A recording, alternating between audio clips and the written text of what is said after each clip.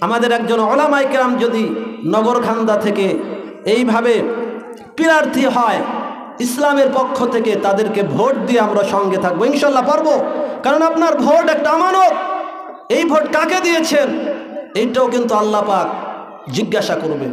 সেই জন্য সর্বদা আমরা হক্কানি উলামায়ে কেরামের সাথে থাকবো এবং উলামায়ে কেরামের পরামর্শে আমরা সর্বদা নিজেদের জীবনকে পরিচালনা করব।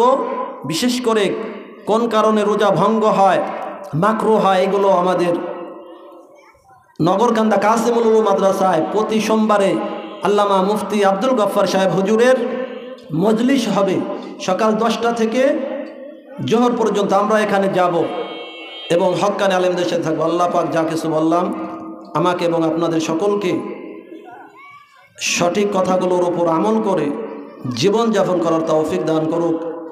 আমিন। ওয়া